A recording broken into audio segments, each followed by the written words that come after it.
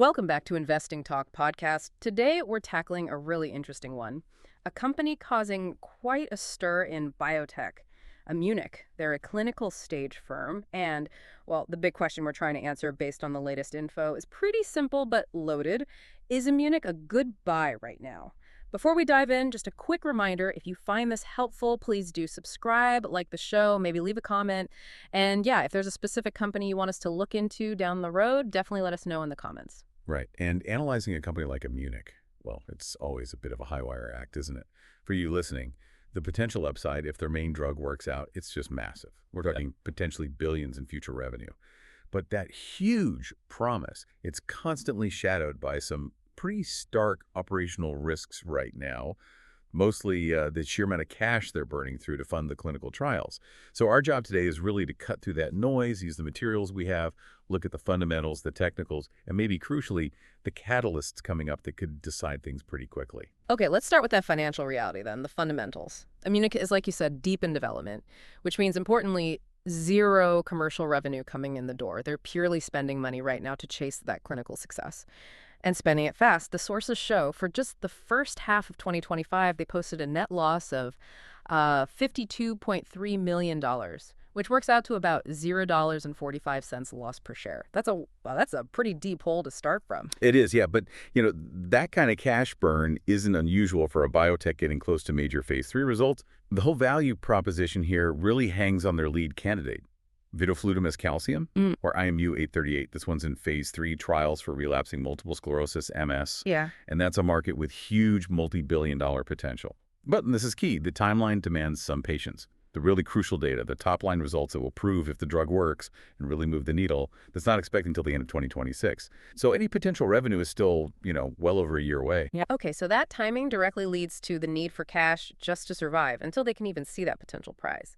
But let's dig into why people are excited about IMU-838 specifically. It's not just another MS treatment, right? What's the mechanism here? Exactly. That's the core of it. IMU-838 is different. It's a novel oral small molecule, and it has this dual mechanism. That's its edge against current MS drugs.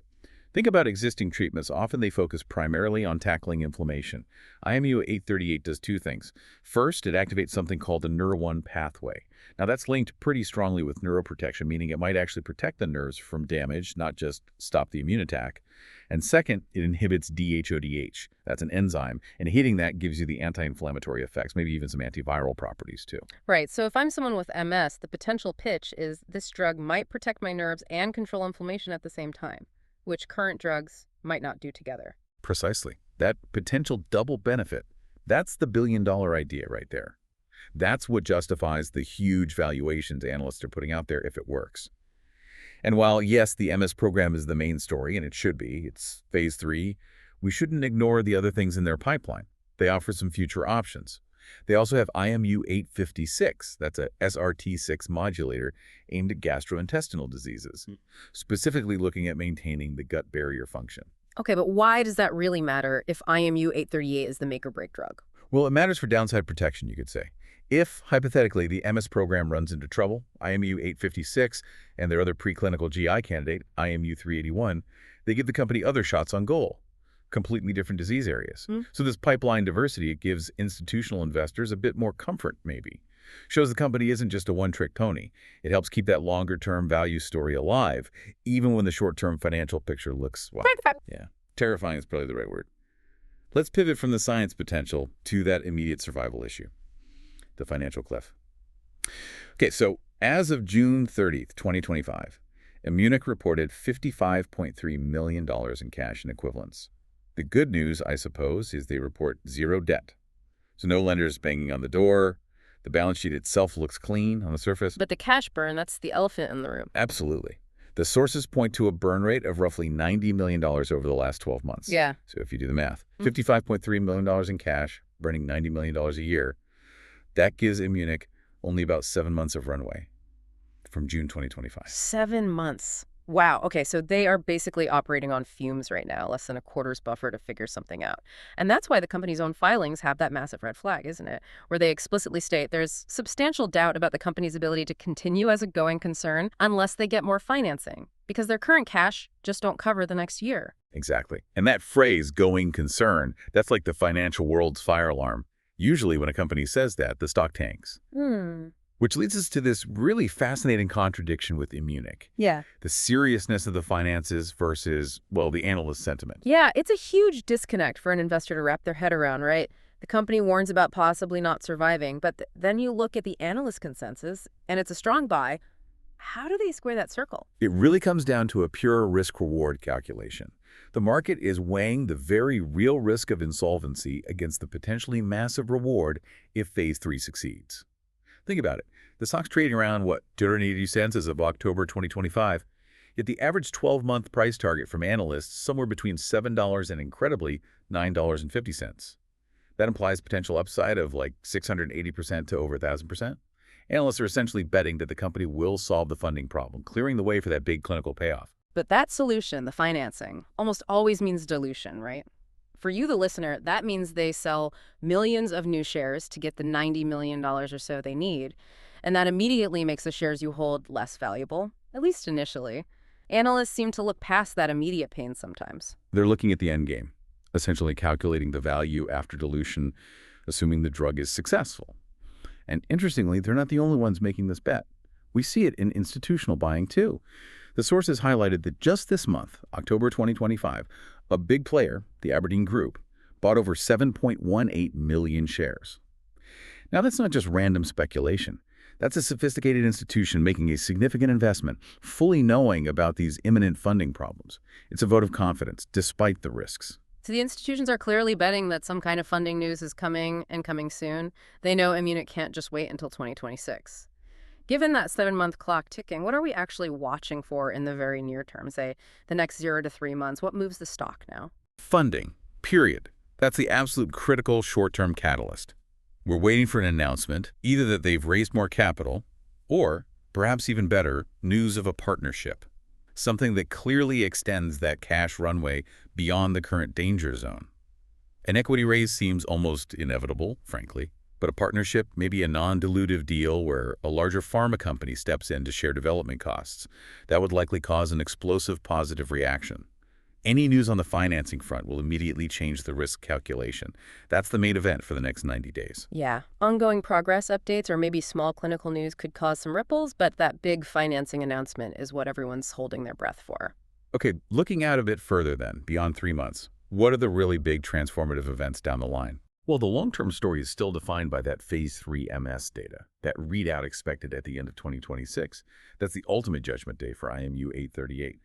But leading up to that, the possibility of strategic alliances, maybe out-licensing deals for certain regions, or even an acquisition, those are major potential value drivers. If the data continues to look good, you could definitely see a larger company deciding to just buy Immunic outright to get their hands on IMU 838 before the final results are even in.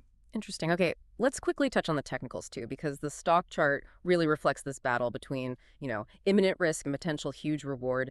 As of October 2025, it looks like the stock has found pretty solid support around the $1.50 and 60 cents level. Yeah. But we've also seen these sharp spikes up towards $1.30 whenever there's been positive news or speculation. Yeah, that support level kind of shows there's a floor where speculators think it's just too cheap, regardless of the financial overhang. And importantly, from a technical standpoint, the stock is currently trading above its 50-day moving average. That's generally seen as a bullish signal. Also, if you look at momentum indicators, like the RSI, the Relative Strength Index, it's sitting in the 1565 range. That's quite significant. Tell us why that specific RSI range matters for a stock this volatile. Well, it suggests that momentum is building, but crucially, the stock isn't yet overheated or overbought. When RSI gets up to 70 or 80, a pullback is often likely. Being in that 50-65 zone means there's potentially still plenty of room for a big upward move if that positive news like funding hits. It wouldn't necessarily crash immediately just from being overbought. And the MAD indicator is also positive, which supports the idea that people are accumulating shares. So yeah, the technical setup seems poised for a strong speculative upside if or when the financial news breaks. So pulling this all together, the $9.50 price target potential versus the 7-month cash crisis.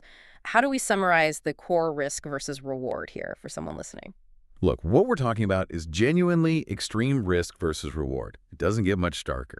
The immediate, very high risk is dilution from a necessary financing round. Or, worst case, they fail to get funding, leading to, operational failure. That risk is absolutely real and substantial. Ah. But that's balanced against the potential for what, 500% to 1,000% gains if they clear that immediate funding hurdle and the drug ultimately proves successful in phase 3 through 2026. This is a binary bet in many ways. Success is potentially spectacular, but failure could mean losing most, if not all, of the investment. Okay, so here's the final thought for you listening. The investment case here. It's highly speculative. This is really only suitable for capital you can afford to lose.